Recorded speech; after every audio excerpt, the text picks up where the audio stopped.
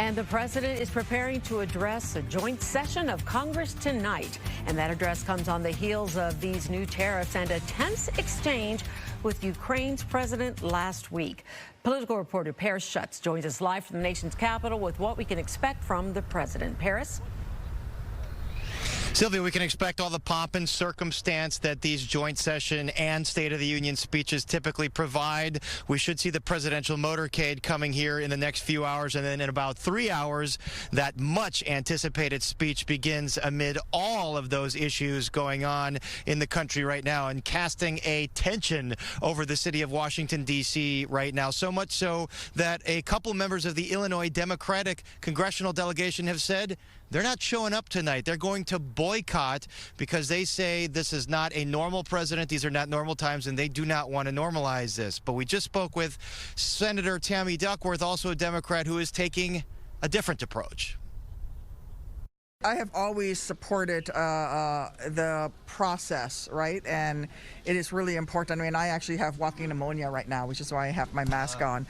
But I thought it was really important to honor the institution of the United States, and I think it's important to listen to President Trump. And as Senator Duckworth's guest, it's the head of Head Start in Illinois highlighting the many cuts to that program that tens of thousands of Illinois students rely on because of some of these federal layoffs and cuts. Now, President Trump is expected to talk about an American renewal. He's expected to talk about his efforts to improve immigration. As we know, apprehensions at the border have come down. Perhaps he'll mention Chicago and that very contentious hearing we expect to happen tomorrow with Mayor Brandon Johnson. But he's also expected to talk about the economy, his efforts to bring inflation down. We spoke with Republican Congressman Darren LaHood of Peoria, who said there is a positive economic story to tell right now. Look at the last 5 weeks, what he's been able to do. Illegal immigration across our southern border has gone to a trickle, right? Because of the Remain in Mexico policy he put in place, getting rid of catch and release. He's focused on the economy. Belvedere, Illinois, in my district, 1,500 new workers announced coming back because of President Trump and his initiative to bring that plant back.